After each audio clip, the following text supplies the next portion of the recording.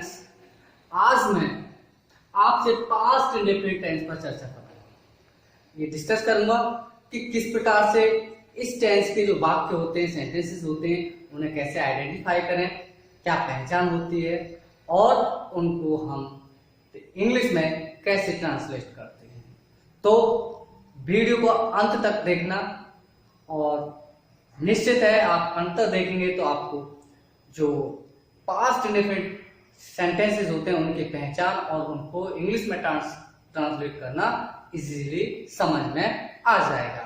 So let's start the video and see. सबसे पहले मैं बात करता हूं आपसे आइडेंटिफिकेशन, अर्थात हिंदी के ऐसे वाक्य जिनके अंत में था, थी, थे, ए, आ, ई मीन्स यदि हम दूसरे एंगल से बात करें, है और ग, ये शब्द को छोड़कर कोई भी वर्ड आता है वो पास्ट टेंस का सेंटेंस होता है। जैसा कि पास्ट इंडेफिनिट से मतलब होता है भूतकाल, अनिश्चित काल, तो इसमें कार्य होता है लेकिन कार्य का होने का जो समय होता है वो अनिश्चित होता है, बिल्कुल कोई डेफिनेट टाइम इसमें नहीं होता है। तो ऐसे जो वाक्य होते हैं वो पास्ट इंडेफिनिट के सेंटेंसेस कहलाते हैं। पहचान क्लियर होती है। बात करते हैं हम कि वाक्यों को किस प्रकार से इंग्लिश में ट्रांसलेट करते हैं। तो डियर स्टूडेंट्स, एफर्मेटिव सेंटेंस होते हैं, नेगेटिव सेंटेंसेस होते हैं, इंटरोगेटिव सेंटेंसेस होते हैं। और सबसे पहले मैं बात करूंगा एफर्मेटिव सेंटेंसेस की। और एफर्मेटिव सेंटेंसेस कौन से होते हैं? जिनमें सकारात्मक भाव प्रकट होता है, वे वाक्य हमारे एफर्मेशन अर्थात एफर्मेटिव सेंटेंसेस कहलाते हैं। तो ऐसे वाक्यों को हमें क्या करना है कि जो भी कर्ता होता है, चाहे वो सिंगुलर है और चाहे प्लूरल है, यानी कि whether the subject is singular और plural, with both we have use second form of the verb, अर्थात हम दोनों ही प्रकार के वाक्यों के साथ वर्ब की सेकंड फॉर्म का प्रयोग करते हैं। हमें उसमें ये देखना नहीं होता है कि हमारा सब्जेक्ट एक वचन का है या बहुवचन का है, राइट। तो इस प्रकार से दोनों ही सब्जेक्ट के साथ वर्ब की सेकंड फॉर्म का यूज करते हैं। दूसरी बात करते हैं हम नेगेटिव सेंटेंस। नेगेटिव सेंटेंसेस क्या होते हैं? नेगेटिव सेंटेंसेस वो सेंटेंसेस होते हैं जिनमें नॉट का प्रयोग होता है, नहीं शब्द आता है। तो ऐसे वाक्यों को जब हम इंग्लिश में ट्रांसलेट करते हैं तो क्या करेंगे कि उसमें हम हेल्पिंग वर्ब डिड नॉट का प्रयोग करते हैं, और जहां पर और जिन वाक्यों में डिड नॉट आ जाता है तो उसके साथ वर्ब की फर्स्ट फॉर्म आती है। देखो थोड़ा सा अंतर आ गया, जहां पर एफर्मेटिव वाक्य है तो वर्ब की फर्स्ट फॉर्म आ रही है, और यदि नेगेटिव वाक्य है तो यहाँ पर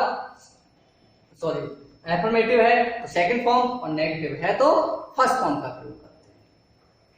अब यहीं पर एक चीज और देखने वाली होती है, यदि नेगेटिव वाक्य में कभी नहीं का प्रयोग होता है तो कभी नहीं के साथ वर्ब की सेकंड फॉर्म का प्रयोग करते हैं, अर्थात एफर्मेटिव की तरह बनाते हैं। इतना डिफरेंस आपको दिखाई दे गया होगा, है नेगेटिव ये भी, लेकिन एक जगह हम डिड नॉट का यूज और फर्स्ट फॉर्म का यूज कर रहे हैं, लेकिन जब नेवर अर्थात कभी नहीं आता तो उसके बाद वर्ब की सेकंड फॉर्म का यूज कर रहे हैं, ठीक है। और इसमें भी हमें नहीं देखना है कर्ता एक वचन का है या बहुवचन का। उम्मीद करता हूं ये बात नेगेटिव भी क्लियर हो गई होगी। नेक्स्ट वन हम डिस्कस करते हैं इंटरोगेटिव सेंटेंसेस। अब इंटरोगेटिव सेंटेंसेस कौन से होते हैं? टू टाइप्स होते हैं। एक टाइप वो होता है जिनमें क्या शब्द वाक्य के शुरू में आता है। हिंदी के वो वाक्य होते हैं जिनके शुरू में क्या शब्द होता है तो वो इंटरोगेटिव फर्स्ट टाइप कहलाते हैं। तो ऐसे वाक्य जिसके वाक्य में क्या शब्द पहले आया है तो उसमें क्या करते हैं, जो भी सेंटेंस है उसके शुरू में क्या की अंग्रेजी डिड लिख देते हैं, ठीक है। यानी कि व्हाट का प्रयोग नहीं करेंगे, इसके लिए किसका प्रयोग करेंगे? हम हेल्पिंग वर्ब डिड का प्रयोग करेंगे वाक्य के शुरू में, और उसके बाद में सब्जेक्ट आएगा। यदि वाक्य में नॉट है तो नॉट लगा देंगे, और फिर वर्ब की फर्स्ट फॉर्म का प्रयोग करते हैं ऑब्जेक्ट, और सबसे अंत में जो लगाना होता है question mark. It's a very important thing in interrogative sentences. So dear students, ये क्लियर हो गया होगा। एक बात आपको माइंड में रखनी है कि डिड के साथ हमेशा वर्ब की फर्स्ट फॉर्म आती है यदि डिड का प्रयोग as a helping verb use होता है, राइट। हालांकि डू की जो सेकंड फॉर्म होती है डिड होती है और थर्ड फॉर्म होती है इसकी डन। ये यहाँ पर मेन वर्ब के रूप में है और यहाँ पर ये किसके रूप में है, हेल्पिंग वर्ब के रूप में, इसलिए डिड के साथ वर्ब की सेकंड फॉर्म का सॉरी फर्स्ट फॉर्म का प्रयोग हम करते हैं। क्लियर।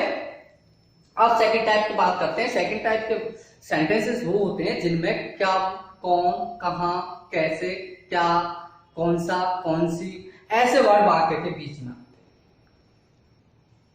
क्या शब्द वाक्य के बीच में आता है तो वो सेकंड टाइप में आता है। तो ऐसी कंडीशन में हमें क्या करना है कि जो क्वेश्चन वर्ड होते हैं उनकी अंग्रेजी हम सबसे पहले लेते हैं, कब, कौन, कहां, कैसे, क्या। That's clear.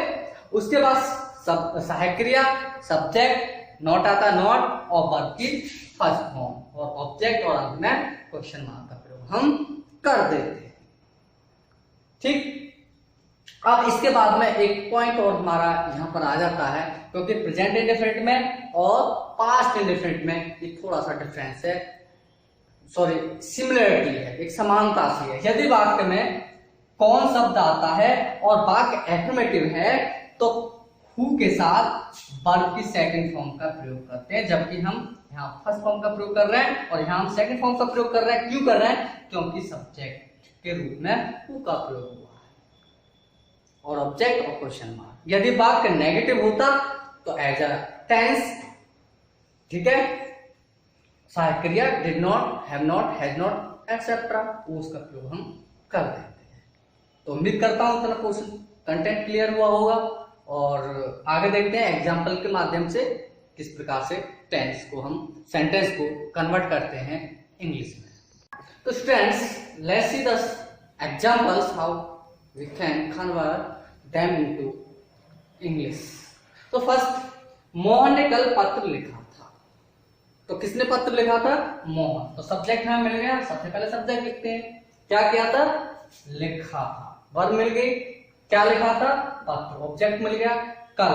कल के लिए हमेशा पास्ट टेंस में यस्टरडे का प्रयोग करेंगे। इसका प्रयोग करेंगे हम, यस्टरडे का प्रयोग करते हैं। तो सी, मोहन, सबसे पहले सब्जेक्ट आएगा। मोहन क्या किया था? लिखा था। Wrote, write, write, wrote, written. Second form होती है रोड। रोड क्या? पत्र, आ लेटर। अब यहां बात आती है कब लिखा था? कल। तो कल की अंग्रेजी क्या आएगी? Yesterday. That's clear.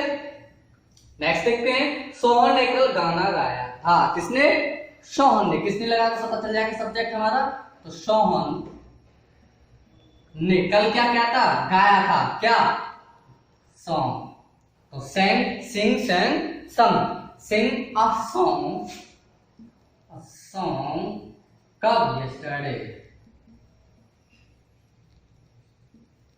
That's clear. वे कल क्रिकेट नहीं खेले थे। कौन नहीं खेले थे? वे। सब्जेक्ट मिल गया हु, है ना, सॉरी, वेरी सॉरी, वे। तो दे। नहीं खेले थे तो नेगेटिव सेंटेंस है, इसलिए डिड सहायक के डिड नॉट का प्रयोग करेंगे। Did not play the cricket. कब नहीं खेले थे? कल। तो यस्टरडे का इसमें हम यूज कर देंगे। That's clear, right. आगे देखते हैं, मैंने पत्र नहीं पढ़ा था। किसने नहीं पढ़ा? मैंने। तो आई साइकिल क्या लगा देंगे? Did not. क्या नहीं किया था? पढ़ा था। पढ़ने के लिए क्या था? रीड। क्या नहीं पढ़ा था? तो लेटर।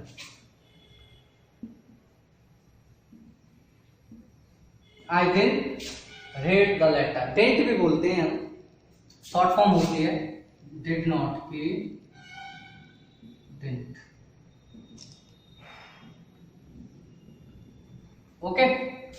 नेक्स्ट, क्या उसने तुम्हें बुलाया था? किसने? उसने। और इससे पहले क्या आ रहा है? डिड। यानी क्या, तो क्या कहेंगे जब पहले क्या लिखेंगे? डिड ही कॉल, क्योंकि डिड साथ फॉर्म आएगी call you. Did he call you. क्या मीरा ने रामायण खरीदी थी? तो did Meera buy the Ramayan.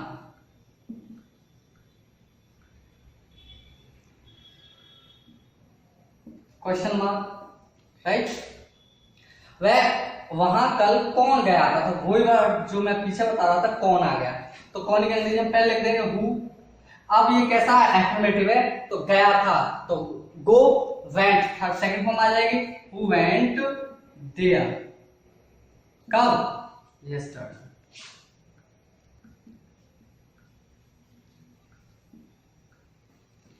That's clear. वह कल कहां पढ़ा था? तो वहां कहां, where did he read, first form आ जाएगी डिड के साथ, रीड यस्टरडे। ठीक, इस प्रकार से हम इनको बदल लेते हैं। अभी इसमें एक बात बताऊंगा आपको, कभी नहीं, जैसे मैंने उसे कभी नहीं पढ़ाया, ठीक है, कभी नहीं। तो मैं किसने नहीं पढ़ाया? मैंने, तो आई। अब कभी नहीं आ रहा तो क्या लिखेंगे? नेवर। नेवर क्या लिखा? पढ़ाया, तो टीच, तो नेगेटिव में टीच आना चाहिए, बट नहीं आएगा बिकॉज नेवर का प्रयोग हुआ है। तो किसका प्रयोग करेंगे हम? टॉट। किसको? उसे। क्लियर? तो माय डियर स्टूडेंट्स, इस प्रकार से हम इन सेंटेंसेस को इंग्लिश में ट्रांसलेट करके इजीली समझ सकते हैं, और उम्मीद करता हूं आपको समझ में भी आए होंगे। तो नेक्स्ट वीडियो का मेरा इंतजार करिएगा जिसमें मैं बताऊंगा पास्ट कंटिन्यूअस टेंस के बारे में। Till then wait, thank you.